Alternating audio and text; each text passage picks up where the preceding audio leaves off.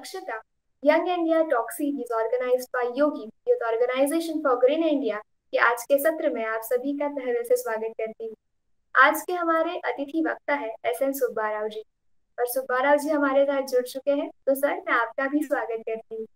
सुब्बा राव जी का जन्म 1929 में बैंगलोर कर्नाटक में हुआ। वह अपने स्कूल के दिनों में महात्मा गांधी जी के विचारों से प्रेरित थे। उन्होंने 1942 में कक्षाओं का बहिष्कार करके भारत छोड़ो आंदोलन में भाग लिया और 13 साल की उम्र में वे भारत छोड़ो के नारे दे रहे थे। ब्रिटिश पुलिस द्वारा उन्हें गिरफ्तार कर लिया। तब से हमारे देश के स्वतंत्रता संग्राम में सक्रिय हो गए। बाद में वे 1955 में कांग्रेस सेवा दल के मुख्यालय में शामिल हुए और उन्होंने पूरे भारत में युवाओं के बीच जबरदस्त सफलता और लोकप्रियता के साथ कई युवा शिविरों का भी आयोजन किया। गांधी शताब्दी वर्ष के दौरान उन्हें गांधी दर्शन ट्रेन के निर्देशक के रूप में नामित किया गया था। उन्होंने श्री जवाहरलाल नेहरू और श्री के कामराज जैसे व्यक्तित्वों के साथ भी काम किया है। श्री सुब्बा राव जी गांधी शांति संगठन के आजीवन सदस्य बने। 1970 में गांधी दर्शन ट्रेन के निर्देशक के रूप में उन्होंने जो काम किया उनके लिए उन्हें मानधन मिला और उसी पैसों से उन्होंने मध्य प्रदेश में चंबल घाटी महात्मा गांधी सेवा आश्रम की स्थापना की। उन्हें भारतीय एकता पुरस्कार, राजीव गांधी राष्ट्रीय सद्भावना पुरस्कार, महात्मा गांधी पुरस्कार जैसे पुरस्कार भी मिले हैं। महोदय, आज आपको हमारे अतिथि वक्ता के रूप में पाकर हमें बेहद खुशी हो रही है। तो मैं आपसे अनुरोध करती हूँ कि आप आपके विचार हमारे साथ साझा करें। सुब्बा राव जी। तो गिरीश जी और मित्रों, बहुत बहुत खुशी हुई कि नौजवानों ने इस काम के अभिक्रम किया। अब मैं खुद नौजवान बना, उससे पहले से नौजवानों के साथ काम कर रहा था। कैसे 9 अगस्त 1942 को हम उस वक्त तो टेलीविजन आविष्कार नहीं हुआ था, रेडियो था, लेकिन जिसके घर में रेडियो है तो माना जाता था वो बहुत बड़ा आदमी है। 1000 घर में एक रेडियो होता था। तो न्यूज़ आज जैसे मालूम पड़ जाता है, कल पंजाब के मुख्यमंत्री ने इस्तीफा दिया तो कल रात को मालूम पड़ गया। लेकिन उन दिनों में तो इतना कम्युनिकेशन नहीं था। मैं क्लास में बैठा था, शायद 6वां या 7वां होगा, तो एक भीड़ आ गई नौजवानों की, इनकलाब जिंदाबाद, महात्मा गांधी की जय। सोचा क्या हुआ, तुम सब क्लास में बैठे हो? कल रात को महात्मा गांधी, पंडित नेहरू, सरदार पटेल, मौलाना आजाद सबको जेल में रख दिया अंग्रेजों ने और तुम क्लास में बैठे हो। तो हम क्लास में बैठे लड़कों को लगा रहे, सबको अरब कर दिया हमारे नेताओं को अंग्रेजों ने, चलो क्लास छोड़ो। तो फिर जुलूस में गए, भारत माता की जय, महात्मा गांधी की जय। और मैं खादी पहना हुआ था, तो पुलिस को लगा ये बदमाश है, तो मुझे पकड़ के ले चले गए। तो उस कहानी में नहीं जाता हूँ, लेकिन पुलिस लॉकअप में मुझे लगा किसके लिए मैंने अपराध क्या किया था, पुलिस पकड़ लाए। अपराध क्या था, भारत माता की जय बोला था। तो 9 अगस्त 1942 को जैसे मैं पुलिस लॉकअप से बाहर आया तो मुझे लगा कुछ करना चाहिए। जिस देश में अपने देश की जयकार करना भी गुनाह हो गया, तो फिर संगठन के उन दिनों में सेवा दल था, तो हिंदुस्तानी सेवा दल नाम से शुरू हुआ था, वो बाद में बदलता गया। तो उसमें गए, फिर शाम को रोज एक 30-40 बच्चे इकट्ठे होंगे, तिरंगा झंडा, उस वक्त झंडे में चरखा था, तिरंगा झंडा, वंदे मातरम गाते, झंडा फहराते, जनगण मन गाते, फिर खेल खेलते, ड्रिल करते, सब कुछ करने लगे थे। उस वक्त से शुरू हुआ। तो मेरा गांधी जी का संबंध ऐसे शुरू हुआ। पुलिस लोगों ने मुझे प्रेरणा दिया, पकड़ के ले गए, तो तब से ये करने लगा। तो वो मेरे पृष्ठभूमि में था ही। और घूमते घूमते, अच्छा पहले तो जय जगत शायद आपको मालूम होगा, फिर भी जो नए हैं उनके लिए मैं इतना बता देता हूँ। आचार्य विनोबा भावे, महाराष्ट्र के तो जानते ही हैं, दुनिया जानती है, गांधी जी के सहयोगी थे। और उनकी प्रवृत्ति घूमने घामने की नहीं थी। उनकी प्रवृत्ति तो ध्यान लगाना, अभ्यास करना, ऐसे प्रवृत्ति में थे। लेकिन गांधी जी को मारा गया, उसके बाद तुरंत ही आज़ादी मिली थी देश को। आंध्र प्रदेश में कम्युनिस्ट लोग क्रांति करने लगे और लोगों को मारने लगे। तो सब कहानी अलग है। लेकिन विनोबा जी के लगा कि अब गांधी जी नहीं है तो मुझे ही जाना है, तो वो पहुंच गए वहां। तो वहां इस समस्या की चर्चा होते होते एक व्यक्ति ने, रामचंद्र रेड्डी नाम के, विनोबा जी का कि मैं 100 एकड़ जमीन आपको देता हूं। और सवाल था कि 25 गरीब परिवारों को जमीन की समस्या थी। विनोबा जी ने कहा, अच्छा ये जमीन मुझे मिल गई तो मैं क्या करूंगा, तो बांट दूंगा। तो भूदान यज्ञ शुरू हो गया। और वो लंबी कहानी है। तो वो 80,000 किलोमीटर पैदल गए। मेरे ख्याल से दुनिया में रिकॉर्ड होगा। अमेरिका में एक पीस पिलग्रिम हो गई, वो 40,000 किलोमीटर पैदल गए थे अमेरिका के अंदर। तो विनोबा जी ने, हाँ, उसमें भी उस वक्त तो पाकिस्तान था, पूर्व बंगाल में पहुंच गए थे, नहीं हो तो पूरा हिंदुस्तान में घूमे। कहाँ उधर असम, मणिपुर, और इधर राजकोट, तो पूरा उत्तर में कश्मीर और दक्षिण में कन्याकुमारी, सब जगह गए। तो जाते जाते रास्ते में कर्नाटक में घूम रहे थे। जिस जिला है कर्नाटक का तुमकुर, उस जिले का एक कड़बा नाम की, हम सबको बड़ा जोश था जय हिंद बोलने। तो मीटिंग के बाद जय हिंद बोला करते थे। तो विनोबा जी का शाम प्रवचन हुआ तो जय हिंद का नारा लगा। अब वो दिन था 1 नवंबर 1957। 1 नवंबर कर्नाटक का दिवस था। उस दिन पैदा हुआ था 1 साल पहले। तो एक आदमी उत्साह में आके कहा कि जय कर्नाटका।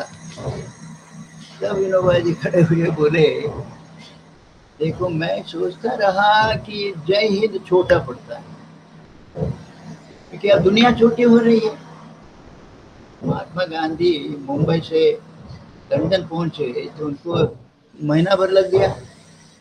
जब मैं आप जाते लंदन, सुबह नाश्ता करके दिल्ली से निकलते, दोपहर को खाने के लिए लंदन पहुंच जाते, तो बहुत छोटे हो गए दुनिया जितनी छोटी हुए, दिल उतना बड़ा होना चाहिएगा। उस वक्त विनोबा जी बोले, आप तो जय कर्नाटका बोल रहे हैं, मैं बोलता हूँ जय हिंद से भी आगे जाओ। कहाँ जाएंगे आगे? उन्होंने उस वक्त, तो उनका मन में तो था ही वो, लेकिन बाहर आया, जय जगत बोलो कहा। तो जय जगत शब्द का निर्माण हो गया। ये एक प्रवचन के बाद इस संदर्भ में जन्म हो गया। तो उस वक्त, तो अभी मैं हिंदुस्तान में घूमता हूँ, तो हिंदुस्तान के बहुत सारे गाने हैं, गवाता हूँ। यहाँ अगर मैं आपके सामने होता तो मैं कहता चलो मेरे साथ गाना गाओ। तो और सारे जहाँ से अच्छा हिंदुस्तान हमारा। मेरा 37 शिविर हो गए अमेरिका में, गांधी युवा शिविर। तो अगर अमेरिका में मैं सारे जहाँ से अच्छा गाऊँ तो बोलेंगे सारे जहाँ से अच्छा अमेरिका हमारा गाओ। फिर जापान गया तो बोलेगा जापान हमारा गाओ। लेकिन जय जगत है, जापान वाला गाया मेरे साथ, जर्मनी वाला मेरे साथ गाया है, इंग्लिश लोग गए हैं, अमेरिका वाले गए हैं, और उनको तो मैं छाप के देता जय जगत। और इसका मतलब क्या है? March on victory to world. तो लोगों को लगता है अच्छा ये गाना है आज का और भविष्य का दुनिया का गाना। तो जय जगत का अब सारी दुनिया में कम से कम मैं जहाँ जहाँ गया वहाँ तो गाना गवा के उसके बाद और सब बातें किया हूँ। ये बहुत अच्छा है, आपने ये प्रश्न को उठाया। अभी अभी मेरे एक भाई दिल्ली में इसी के ऊपर वन वर्ल्ड नाम की एक किताब छापी है। अब इसी किताब और भी छप रही है। ये बहुत अच्छी बात है, लेखा होना चाहिए। एक दुनिया में समझदार आदमी को कैसे पहचानेंगे? बात करके कुछ अच्छी बातें सुन लिया तो सुनेंगे, लेकिन दुनिया में समर्थ है कैसे पहचानेंगे? एक मापदंड मिल गया है दुनिया को, नोबेल प्राइज।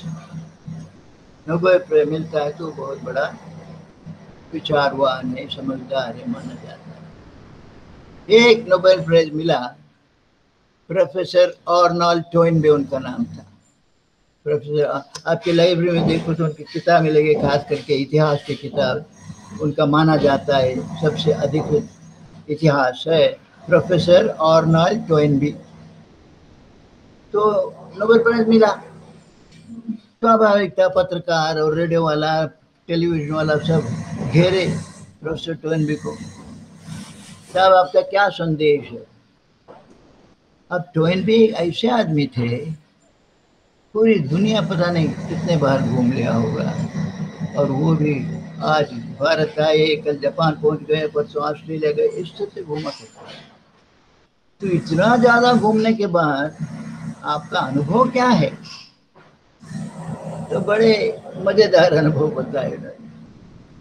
मैं कहा, मैं दुनिया घूमता हूँ तो दुनिया विविधता से भरी हुई दुनिया है। अब हिंदुस्तान में विविधता कितनी है? गिनती किया है, 1652 मातृभाषा है एक देश में, 1652। और मुख्य भाषाएं हैं अभी 18, फिर 22 का कह रहे हैं, जो भी होगा।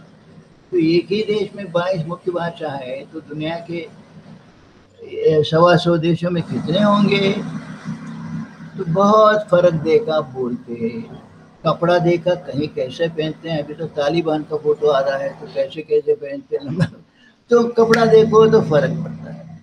और खाना पीना देखता हूँ तो कितने सारे खाने पीने के। भारत में ही एक मराठी में हमारा कैंप में सुबह नाश्ता देते थे, कभी तो पूरी बनाते थे, कभी पकौड़ा बनाते थे, एक दिन इडली बना दिया।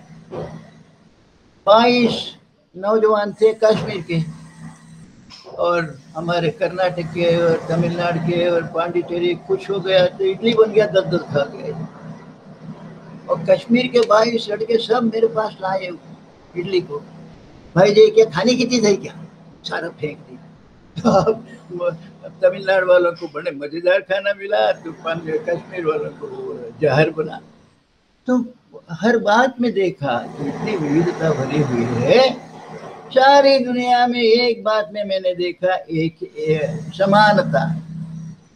कौन सी बात में समानता है? इतने साफ फर्क फर्क फर्क फर्क है। तो टोइनबी के हिसाब से, I found man restless all over the world. समानता क्या है? मनुष्य को मैंने बेचैन देखा। गरीब देशों में गया, अफ्रीका में, एशिया में बेचैन, यूरोप में गया, इंग्लैंड में, फ्रांस में, जर्मनी में बेचैन, अमेरिका में गया, यूनाइटेड स्टेट्स, कनाडा, और सारा मनुष्य बेचैन है। और ये बेचैनी का कोई समाधान है क्या? तो इंग्लैंड में पैदा हुआ अर्नोल्ड टोइनबी बोलते हैं, समाधान देखो एक है। एक तरफ वन वर्ल्ड गवर्नमेंट, पूरी दुनिया के लिए एक सरकार बन जाना चाहिए, और दूसरी तरफ small communities at the base, ऊपर सारा एक ही सरकार, और नीचे की तरफ छोटे छोटे समुदाय होना चाहिए। बड़े शहर जितना बड़ा होगा उतनी हिंसा बनेगी, इतनी मारपीट होगा, छोटे छोटे गांव में शांति रहेगी। तो उन्होंने कहा कि मैं नहीं मानता हूँ कि इंग्लैंड को बांटेंगे आप, लंदन को, छोटे छोटे कैसे बनेगा। लेकिन उन्होंने हिसाब बताया कि किसी महिला को हाईवे पास करना न पड़े सब्जी लाने के लिए, किसी बच्चे को स्कूल जाने के लिए हाईवे पास करने ही पड़ने, इस तरह से छोटे छोटे समुदाय होना चाहिए। मतलब आपने ये जो बताया ग्राम स्वराज, माने छोटे छोटे ग्राम होना चाहिए, समुदाय छोटा।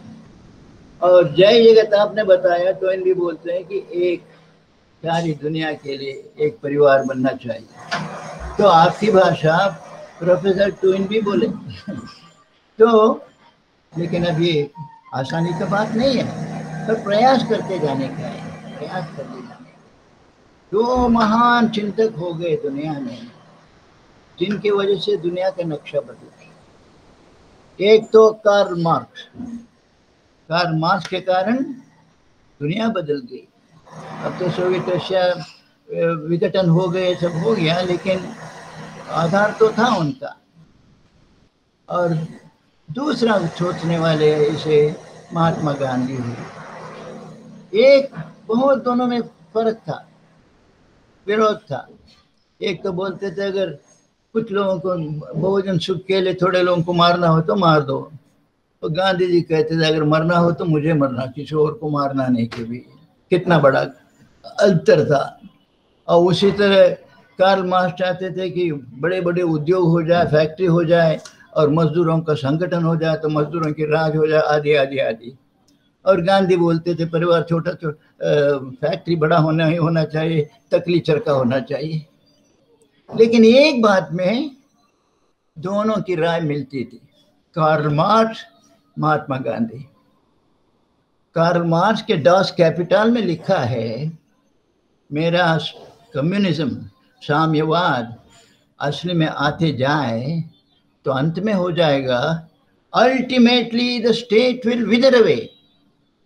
माने कम्युनिज्म में इतना सबको न्याय मिलेगा, सबको संतोष मिलेगा, सबको भरपूर पेट मिलेगा, सब कुछ होगा, इसीलिए राज्य की जरूरत ही नहीं पड़ेगी, इतना स्वतंत्र हो जाएगा तो ऊपर का राष्ट्र रहेगा ही नहीं, राष्ट्रीय गवर्नमेंट रहेगा ही नहीं बोल।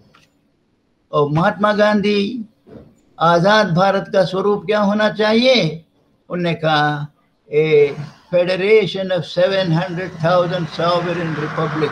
वो तो पाकिस्तान को मानते नहीं थे, तो पूरा पाकिस्तान और भारत मिलाकर 7 लाख गांव होते, 7 लाख सार्वधर्म प्रभुत्व, मतलब किसी पर कोई आधार नहीं होगा, हर एक गांव पूर्ण सार्वभौम होगा करके। माने कार्ल मार्क्स का भी वही था, ऊपर का कोई दबाव नहीं हो, स्वतंत्र छोटे छोटे समुदाय हो जाए। और महात्मा गांधी का वही था, छोटे छोटे गांव हो जाए, स्वतंत्र सार्वभौम हो जाए करके। लेकिन दुर्भाग्य दुनिया का है, न तो रशिया में कार्ल मार्क्स आए, न भारत में महात्मा गांधी आए। और कहीं कहीं प्रयास हो रहा है। एक भारत में बहुत छोटा गांव, बघुआर नाम के एक गांव है, मध्य प्रदेश के, मध्य प्रदेश में है, जिला नरसिंहपुर एक है, नरसिंहपुर। बहुत मुझे लगा कि उसमें एक मेरी बहन ने एक किताब लिखी बघुआर के ऊपर।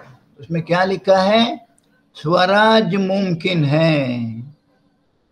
क्योंकि बहुत लोगों को लगता है कल्पना ही है, लेकिन एक जगह उस गांव में, अब गांधी विनोबा कहाँ छोड़ सकते हैं, तो चढ़ते ही हैं, लेकिन वो गांधी विनोबा के आधार पर नहीं किया, लेकिन अपने क्योंकि 2-4 अच्छे लोग मिल गए वो गांव में। उन्होंने मुझे जब कहा, जब गया मैं, उन्होंने कहा हमारे गांव में चुनाव हुआ ही नहीं है, आज़ादी से लेकर अभी तक सर्वसम्मति से ही हमारा सरपंच चुना जाता है, उप सरपंच चुना जाता है, और ग्राम पंचायत के सदस्य से चुने जाते हैं। और वो गांव इतना सुंदर मैंने देखा कि हिंदुस्तान के लिए एक नमूना हो गया है, कह सकते हैं। अब इसके ये कोरोना आ गया, नहीं हो तो मैं वहाँ 100-200 लोगों को इकट्ठा करना चाहता हूँ ताकि गांव देखे। तो कई ऐसे गांव में हैं जहाँ गांव के सभी लोग, हमारा ग्राम स्वराज का एक मुख्य नारा क्या है, ग्राम बने परिवार हमारा। तो अब मेरे पड़ोसी के घर में कोई बीमार हो गया तो मैं बीमार हो गया, लेकिन मेरे घर में बीमार हो गया तो मैं दौड़ूंगा, भागूंगा, अस्पताल ले जाऊंगा, डॉक्टर को, सब दौड़े भागे। तो अब सारा गांव ऐसे हो जाएगा, मेरे गांव के, मेरे घर से 10 घर छोड़कर एक दूसरा घर है, वहाँ एक बीमार हो गया, मैं उसी के लिए ऐसे ही दौड़ूंगा, भागूंगा। तो गांव में अगर ये पूरा गांव एक परिवार है, ये कल्पना आ जाए और भावना भी आ जाए तो गांव का स्वरूप बदलेगा। क्योंकि अब तो कभी कभी मौका देखती है सरकार, गांव को इनाम देता, प्रशस्ति देता है, ये आदर्श गांव करके। कैसे सड़क अच्छी हो गई और पाठशाला अच्छी हो गई, ऐसे दो चार बातें देके हम कहते हैं, और आप भी कहते होंगे लोगों को, हमारी कल्पना क्या है आदर्श गांव की। एक, अब मैं 2-4 बार गया अन्ना हजारे से मिलने के लिए, तो अन्ना हजारे का राड़ेगांव का आदर्श गांव क्यों मानता हूं? कोई सिगरेट नहीं पीता है, बीड़ी नहीं पीता है, शराब नहीं पीता है। लेकिन सरकारी हिसाब में शराब तो और पियो कहते हैं, क्योंकि उनको तो आमदनी चाहिए। तो मैं कहूँगा, और ये जो मैंने कहा बगुआर गांव की बात, अखबार में पढ़ के गए उस गांव में। क्या था अखबार में? इस गांव ने अपने गांव से पुलिस स्टेशन को हटवा दिया। मैंने कहा क्योंकि मेरा चंबल घाटी का अनुभव है डाकुओं का, तो मैंने देखा क्या होगा। उसी के लिए मैं गया उस गांव में। ऐसे कौन से गांव है मैं, क्योंकि हमारे चंबल घाटी में अभी भी वो दिमाग में व्यामोह छूटा नहीं। क्या चाहे गांव को? सब पुलिस थाना दिला दो। और बल्कि कई कई गांव में जेल दिला दो भी कहते हैं कि कैसे कैसे इच्छा होती है। तो अब हम आदर्श गांव होगा। इस गांव में गया, उन्होंने कहा कि 10-12 पुलिस कांस्टेबल रहते थे यहाँ, 10-15 साल हो गया, एक भी केस दर्ज नहीं हुआ। जो भी झगड़ा होता है, हमारा एक अपना पंचायत बनाया है, वहाँ आते झगड़ा करने वाले और गांव वाले बैठते हैं, आपस में समाधान हो जाता है। क्योंकि ऐसा कोई थोड़ा है कि जो सरकारी कोर्ट में न्याय मिलता है, वहाँ भी हमेशा यही है। और आजकल तो दुर्भाग्य, हाईकोर्ट के जजेस बोलने लगे हैं पैसा दियो तो जीत जाओगे केस, न्याय अन्याय का सवाल नहीं। तो फिर इन लोगों ने किया, कोर्ट में हम जाएंगे नहीं, पुलिस स्टेशन में जाएंगे नहीं। तो फिर कलेक्टर ने 10-12 साल के बाद उस गांव से पुलिस स्टेशन को हटा दिया और कहते हमको जरूरत ही नहीं। तो इसीलिए आदर्श गांव माने शराब सिगरेट दुर्व्यसन नहीं होगा। आदर्श गांव माने वहाँ झगड़ेबाजी होगी नहीं। अगर झगड़ेबाजी हो तो गांव में पंचायत उसको निपटा देगी। और पढ़ाई अच्छी होनी चाहिए स्कूल में, और महीने में एक बार तो उनका बैठक होता है। उसमें क्योंकि दो चीज़ अलग अलग है ना, एक तो ग्राम पंचायत, एक ग्राम सभा। ग्राम पंचायत में चुन के आता है, ग्राम सभा में पैदाइश से आता है। जो भी 18 साल का हो गया वो सब ग्राम सभा के सदस्य हो गए। वो पूरा ग्राम सभा बैठती है और सोचते हैं किसके घर में क्या तकलीफ है, किसके घर में क्या हो रहा है, कहीं शादी हो रही है, हमसे मदद करेंगे। इस तरह से गांव को एक स्वतंत्र अस्तित्व मिल गया है। तो मुझे देखा ये गांव एक देश में नाम लेने जैसा है, बगुआर नाम के। तो देश में ऐसे गांव की संख्या बढ़नी चाहिए। तो सोच रहा हूँ कभी हो सकता है आप भी आएंगे वहाँ, उस गांव को देखेंगे कितना स्वच्छता है। और ड्रेनेज बनाए हैं अंडरग्राउंड, यानी गांव है छोटा लेकिन सड़कों में पानी बहता नहीं, कहीं कीचड़ नहीं है। और ड्रेनेज में जाके और वो एक जगह इकट्ठा होता है, वहाँ से बिजली बनाते हैं। तो अद्भुत गाँव थे। मैं एक बार जर्मनी में देखा था, फ्लेंसबर्ग करके एक जगह, तो देखा पहाड़ जैसा है। क्या पहाड़ है? उन्होंने कहा सारा हमारा शहर का गंदगी यहाँ इकट्ठा है, पहाड़ जैसे गंदगी। और गंदगी के अंदर पाइप लगा हुआ है। उन्होंने कहा कि इसमें से तो बिजली निकलती है, उससे फायदा उठा रही कंपनी। तो भारत में सोचना चाहिए ऐसे कि गंदगी से, तो गांव में गंदगी से बिजली उठाते हैं, तो घर घर में उसमें बिजली से जो कुआं भी चलता है और बिजली भी चलती है। तो गांव आदर्श बने। अभी तो हिंदुस्तान में रह गए विभाजन के बाद 5,74,000 गांव है, और 5,74,000 गांव स्वावलंबी हो जाए तो असली स्वतंत्रता तो वो है। दिल्ली में लाल किले में तिरंगा झंडा फहर गया, बहुत अच्छा, मुझे भी बहुत खुशी हुई, क्योंकि मैं तिरंगा झंडे को छिपा के रखता था, पुलिस आके ले जाते थे, और वो झंडा फहर गया लाल किले पे, वो तो बहुत अच्छा हुआ। लेकिन गांव में गरीब से गरीब आदमी जो है वो कितना सुखी है।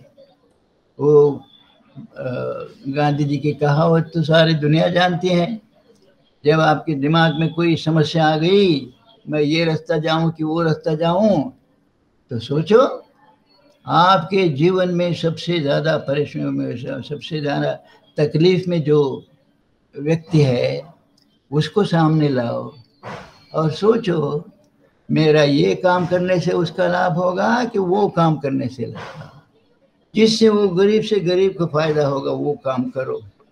अब वो नौजवानों का आदर्श होना चाहिए मेरे जीवन। और नौजवानों को तो मैं, बहुत लोग बोलते हैं कि शायद संदेश क्या दीजिए, मैं बोलते रहता हूँ 24 घंटा है हमारे पास, और 24 घंटे में हमको कई चीज़ करना, सोना भी है, खाना भी है, काम भी करना है, पैसा कमाना भी है, सब कुछ करना है, सब करो, लेकिन 1 घंटा देह को, 1 घंटा देश को, व्यायाम करो, व्यायाम करो, व्यायाम करो। बहुत लोग, क्योंकि ये सवाल तो सबके सामने रहता है क्या करना, कि वही करो जो आपको शक्तिशाली बनाए। स्वार्थी बनो, आपको मजबूत करेगा उसको स्वीकार करो, आपको जो कमजोर करेगा उसको फेंक दो, ताकि मैं स्वस्थ बने रहूं।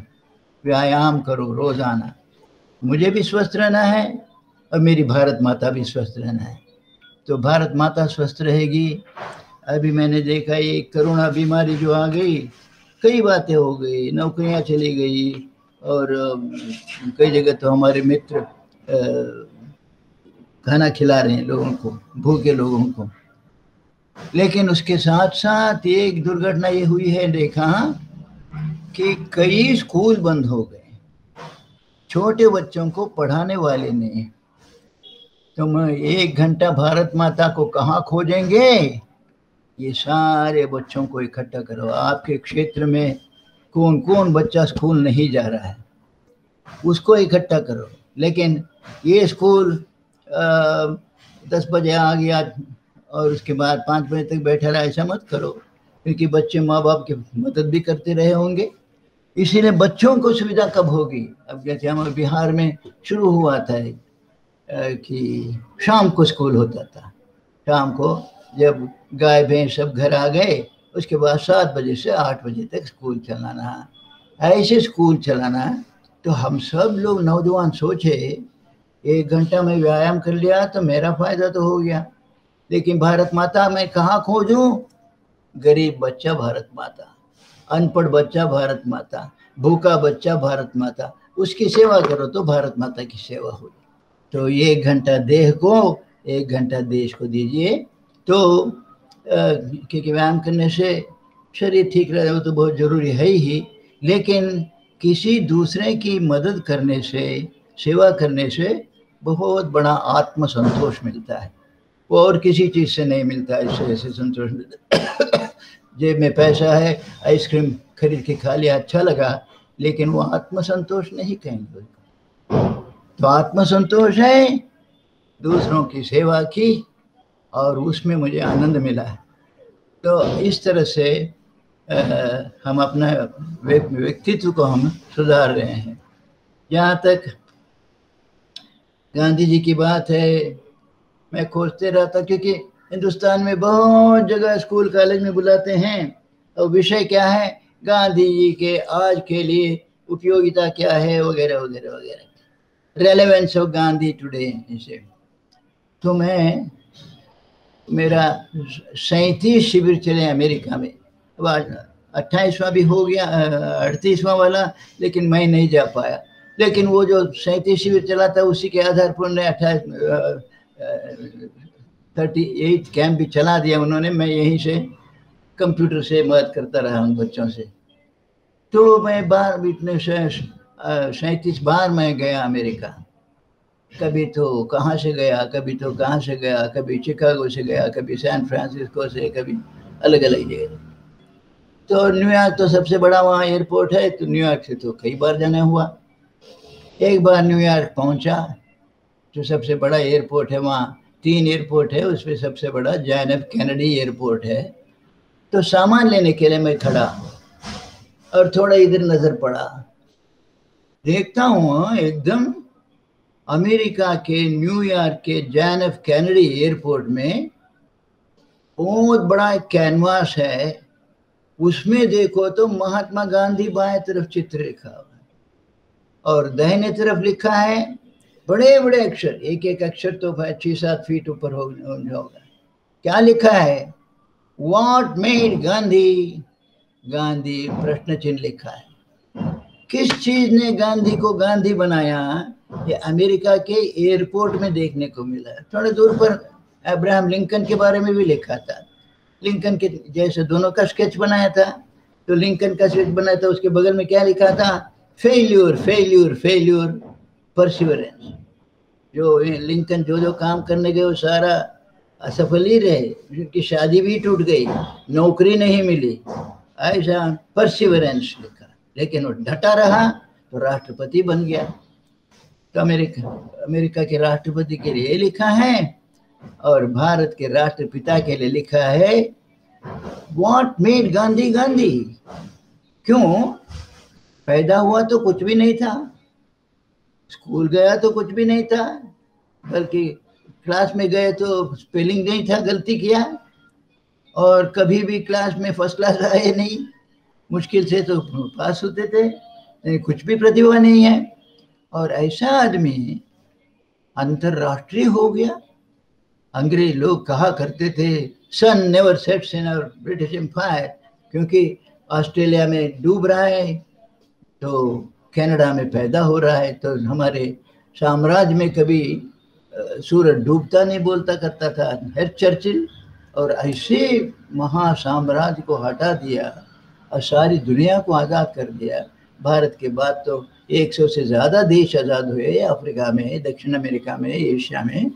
तो ये कैसे हो गया? तो मैं मानता हूँ एक छोटी सी बात ही कि कैसे गांधी गांधी बने।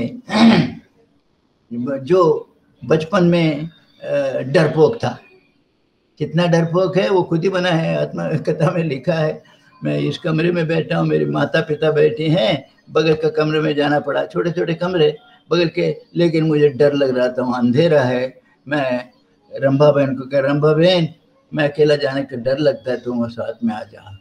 जो बच्चा माता पिता बैठे हुए भी बगल के कमरे में जाने में डरता था, वो लड़का ऐसे कैसे हो गया?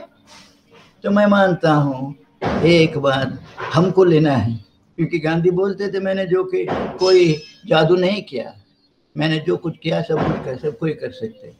तो करने के लिए आधार क्या है? आज भी सेवाग्राम जाएंगे, सुबह सुबह ठंड में 5 बजे प्रार्थना होती है गांधी आश्रम में। और हिंदू धर्म है, इस्लाम है, क्रिश्चियनिटी है, सिख धर्म, सभी धर्मों की प्रार्थना। उसमें ये एक शंकराचार्य जी का उन्होंने पद्य लिया है, सुबह सुबह मैं कैसे उठूंगा, प्रातः स्मरामि हृदय संस्फुरद आत्मतत्वम सच्चित सुखम परमहंस गतिम तुरीयम यत् स्वप्न जागर सुषुप्तमवैति नित्यम तद ब्रह्म निष्कलमहम न च भूत संग। माने शंकराचार्य बोलते उठते उठते क्या याद करोगे? उस शक्ति को याद करूंगा जो सारी दुनिया का संचार करने वाला। और वो शक्ति का मूल कहाँ है? तद ब्रह्म निष्कलमहम, मैं हूं उसका मूल। माने आप एक भी जो हैं वो इतनी बड़ी शक्ति का केंद्र है, हम भूल जाते उसको। तो याद करो, गांधी जब बोले कि मैं अंग्रेजों से लड़ूंगा, अफ्रीका में मजाक किया। तुमको मालूम है क्या अंग्रेज क्या होता है? उसके पास पुलिस है, सेना है, बंदूक है, जेल खाना है, तुम लड़ोगे उससे? दुबला पतला वकील।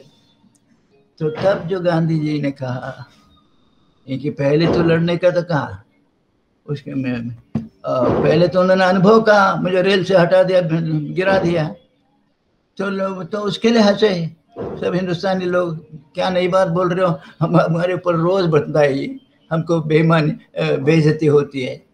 तब गांधी जी ने कहा मैं लड़ूंगा तो तुम लड़ोगे, दुबला पतला वकील। तब उन्होंने कहा मैं जानता हूँ जेल खाना है, पुलिस है, सिपाही है, बंदूक है, सब है, लेकिन मेरे भीतर एक शक्ति है, वो सत्य की शक्ति, न्याय की शक्ति, जो ये सब बंदूकों की शक्ति से बड़ी है। तो हम सबको ये याद करने का है, हम सभी के अंदर वो शक्ति है, और वो शक्ति के लिए रोज प्रार्थना करते थे गांधी जी, सुबह और शाम। कितने कितने संकट आए, कितने कितने उलझना पड़ा, लेकिन प्रार्थना बराबर चला। उन्होंने कहा खाना छोड़ सकता हूँ लेकिन प्रार्थना नहीं छोड़ सकता। तो उससे उनको आत्मविश्वास आया, वो आत्मविश्वास मैं कर सकता हूँ। तो ये हम नौजवानों को आना चाहिएगा, और उसके लिए प्रयास क्या है, लड़ाई के लिए ट्रेनिंग होता है, बंदूक चलाना कैसे, लेफ्ट राइट करना, लेकिन ये आध्यात्मिक शक्ति के लिए ध्यान करना और उसके बाद सेवा करना। मुझे मौका मिल गया था यूनाइटेड नेशंस में बोलने का, था तो अच्छा लगा 1400 लोगों के बीच में, लेकिन एक कमेटी में भाग लेने का मौका मिला। एक महिला अध्यक्ष थी कमेटी के, मैं उसमें प्रस्ताव किया, देखो हमारे यूनाइटेड नेशंस की सेना होती है, United Nations peace keeping army, Sri Lanka में था, कश्मीर में था, बहुत जगह अभी भी है। मैंने कहा शांति सेना होती है तो उसके पास शांति के आयुध होना चाहिए, शांति के शस्त्र होना चाहिए, वो बंदूक नहीं। वो महिला ने पूछा शांति का शस्त्र क्या होता है मैंने कहा हमारे हिंदुस्तान में प्रयोग हुआ शांति का शस्त्र विश्वास। मेरे विरोधी के अंदर भी अच्छाई है, विश्वास और सेवा, प्रार्थना और प्यार, तो ये होना चाहिए। तो उन्होंने कहा कि कहीं सेना के पास शस्त्र नहीं हो तो कैसे सेना हो सकता है, हो ही नहीं सकता है मेरी बात उनके दिमाग में उतरी नहीं, तो खत्म हो गया। लेकिन मैं आप भी सोचता हूँ गांधी जी की कल्पना में शांति सेना होगी और उसमें एकता होगी, और वो जहाँ जहाँ मौका मिलेगा प्यार को ले जाएंगे, विश्वास को ले जाएंगे। मुझे कई बार मौका मिले, चंबल घाटी का तो एक बहुत लंबा चौड़ा कहानी है, लेकिन भागलपुर में हुआ, अलीगढ़ में हुआ, कई जगह दंगा जहाँ जहाँ हुआ था, नौजवान गए और जहाँ जहाँ खून बहा था शांति के सिपाही चले, क्रांति के सिपाही चले। तो एक बहुत बड़ी उसमें संभावना है, तो उसको आप लोग कर रहे हैं, बहुत बहुत अच्छा। आखिर यही है ना कि दुनिया में शांति का नाम तो सब जगह मिलेगा। मैं रशिया में, सोवियत रशिया था उस वक्त, 1 महीना रहा, जहाँ गए वहाँ इतना बड़ा बड़ा पर्दा का लगाया था, मेरी दृष्पा, मेरी दृष्पा माने शांति और भाईचारा जगह जगह बना। अमेरिका जाता हूँ तो बोलते हैं कि सारी दुनिया में हम ही लोग हैं शांति लाने वाले, लेकिन तैयार कर रहे हैं बंदूक और ये एयरफोर्स के प्लेन वगैरह वगैरह तैयार कर रहे हैं। तो उसके एवज में क्या हो रहा है, यूनाइटेड नेशंस बना है, लेकिन यूनाइटेड में शांति के लिए क्या हो रहा है। तो हम लोग कहेंगे हम लोग कर रहे हैं उसका विकल्प, बंदूक का विकल्प सही दिमाग का नौजवान। तो हमको विकल्प बन के दिखाना पड़ेगा। मौका मिलता है तो, अगर आप लोगों को मौका कभी मिलेगा तो ये दिखाइए और आपको सफलता मिलेगी। मुझे बहुत बहुत अच्छा लगा कि नौजवानों ने अभिक्रम किया, तो उसमें आपको खूब सफलता मिले और आपके कारण ये विश्व दुनिया की एकता, जय जगत का एक भावना, ये नहीं तो कंपटीशन का एक चल रहा है दुनिया में, वो कंपटीशन नहीं होगा, कोऑपरेशन नहीं होगा। एक दूसरे मिलकर कैसे सुंदर दुनिया बनाएंगे, इसका प्रयास होगा। बच्चों में खास करके ये बात जाना चाहिए तो बहुत अच्छा होगा। विनोबा जी की बात आखिर में कह दूंगा कि जो विज्ञान है, विज्ञान के साथ राजनीति जुड़ जाएगी, सर्वनाश होगा। विज्ञान के साथ अध्यात्म जुड़े, सर्वोदय होगा। Science plus politics, destruction. Science plus spirituality, all well. तो विज्ञान के साथ आप नौजवान हैं, आपको इस काम में सफलता मिले। बहुत बहुत अच्छा लगा मुझे कि इस तरह से एक ग्रुप तैयार है, संबंध बना के रखेंगे। आपने मुझे याद किया तो बहुत बहुत आपको धन्यवाद और प्यार। शुभ हो, शुभ हो। धन्यवाद सुब्बाराव जी। आप जब भी बात करते हैं तब हमें बहुत स्फूर्ति मिलती है, और उसी स्फूर्ति से हम इस काम में हमेशा ऐसे ही लगे रहेंगे। सभी श्रोताओं के मैं आभार प्रकट करना चाहूंगी, और 2 से 11 अक्टूबर में चलने वाले इस यंग इंडिया टॉक सीरीज के सत्र में हम कल फिर से मिलेंगे शाम 5 बजे। धन्यवाद।